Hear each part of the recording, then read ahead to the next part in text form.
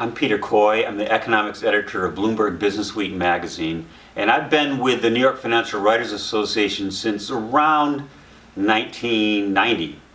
I started with the organization after I moved from Associated Press to Businessweek, and Ray Hoffman, who was the voice of Businessweek, the radio presence of Businessweek, and a very active member of the financial writers and very active in the Financial Follies, encouraged me to join the cast of the Follies. And I did. Quickly got heavily involved, started writing most of the show actually for a good long time, and performing as well. So for me, the Follies has been 30 years now of very active involvement in the Financial Writers Association. If you want to get involved in journalism today, business journalism is a good part of journalism to get involved in, just because the business world is so important, and it rewards study. It rewards learning about things like accounting, for example, finance, specialty topics as well, whether it's healthcare or environment or something. If you can be a subject matter expert and bring the skills of a journalist, which is the ability to research, to write, to present your ideas in a cogent and entertaining way, if you can put all that together, there's still a career for you. Journalism is not as easy to get into as it was when I got into it, but for the very best, the world is still your oyster. I'm really proud of the New York Financial Writers Association. The organization goes back to 1938, and it's had some really stellar people involved in it, in management. We've also given awards to some of the very best people in financial journalism. If I may take a moment to tell you some of the spectacular names of people who won the Elliott Bell Award over the years, going backwards: John McCrory, Dan Hertzberg, John Huey, Jim Stewart, Gretchen Morgensen, Ellen Sloan, Barney Clommie, Jane Bryant Quinn, Matthew Winkler, Paul Steiger, William Woolman. I could go on and on. The point is that we have honored some of the very best people in journalism. That's one of our functions. Another function is to provide scholarships to undergrad and graduate students in financial journalism in Metro New York, and give them a leg up. And I've talked to some of the recipients, and they're very grateful for the help. It's allowed them to complete their degrees, and some of them are now themselves successful financial journalists. So we are seeding the next generation, and that's something to be really proud of. What do we do in the era of accusations of fake news and so on? Well, first of all, I think we financial journalists owe it to ourselves to be impeccably accurate and fair. That's the first offense. And once you have that solid foundation that you're doing things the right way, then it's easy to repel the unfair criticisms that are politically motivated. So 2 steps. 1, do it right. And 2, when you are doing it right, stand up for yourself. I've met a lot of friends, first of all, in the cast of the Financial Follies. I've had a lot of fun putting on the show, writing lyrics and so on, performing. And now I'm on the board, and so that's a different kind of role. I'm the vice chair of the program committee. We just put on a program very recently, actually last week.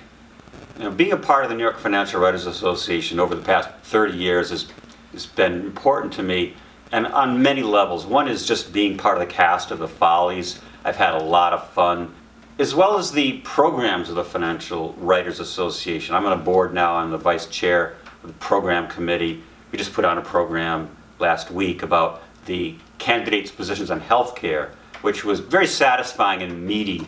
So that's just yet another thing we do at the Financial Writers. I feel as though we're carrying on a grand tradition that goes back to 1938, and I want to be part of that. One of my most memorable Follies experiences was actually a song I wrote about the Enron debacle, and it was about Ken Lay, who was the chairman of Enron, was disgraced, and it was to the tune of Honesty by Billy Joel.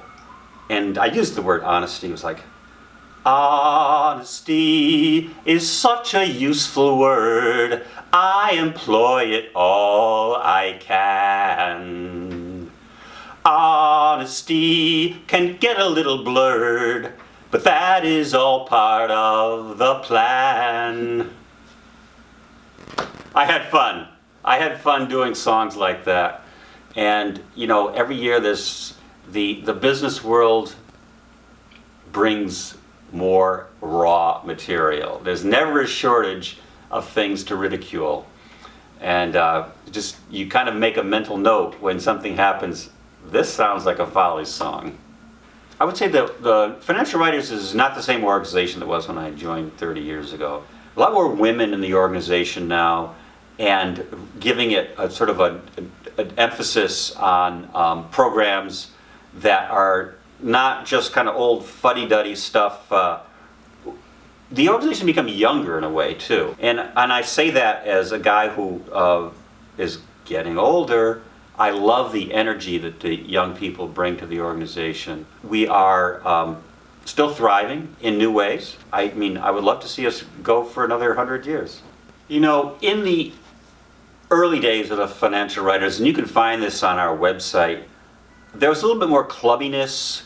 There was a little bit more of a sense of the journalists were not supposed to be too critical of the companies they covered. In fact, sometimes the CEOs of these companies would show up at the Follies, and they'd yuck it up at the tables with the journalists who were all men at that time. Now there's a much more critical distance between the journalists and the CEOs, with the public relations people sometimes standing in between them. I think that's healthy in some ways. It does mean we have less access to the decision makers. They wall themselves off from us more than they used to.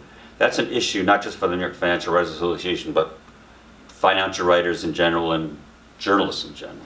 You know, the world is different than it was from what it was when I joined the Financial Writers 30 years ago. An example is the Me Too movement. I mean, sexual harassment and mistreatment and abuse of women was something that was a bit of an open secret in some circles.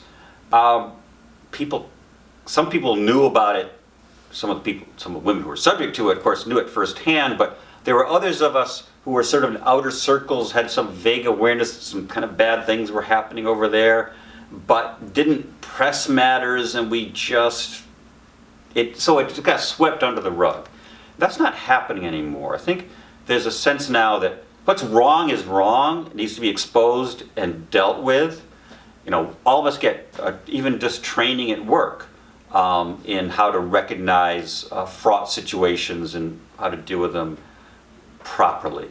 So that's on women. You could find similar issues with treatment of racial minorities or religious discrimination. And there's 100 different ways in which the people whose voices were being hushed are now getting a chance to speak and getting treated on an equal basis, and that is so important. My fondest memories go back to Jerry Goldstein. He was the longtime director of the show, and he was your old Catskills, Borscht Belt kind of funny guy. He wore a Van Dyke beard, and he used to talk about the famous Goldstein ending where he would take a song and then have this big flourish at the end. He would always bring people in, having him sing Happy Birthday. That was how you could tell if the guy or the man or woman had any kind of voice at all to get him into the cast. He was so devoted to the show, and I got to be really friends with him because I was not just in the show, but I was writing the songs, so I had to work out exactly making sure the lines were laying right on the tunes and so on. And go over to his apartment. He had a nice big black grand piano, and he used to love to play Chopin for hours as well as show tunes. And he showed me pictures of his service in World War II in the South Pacific. Got to know his family. He had a grandson, Jacob Fry, who's now the mayor of Minneapolis. And he was almost like a second dad to me, and just a great guy. And I really treasure those memories.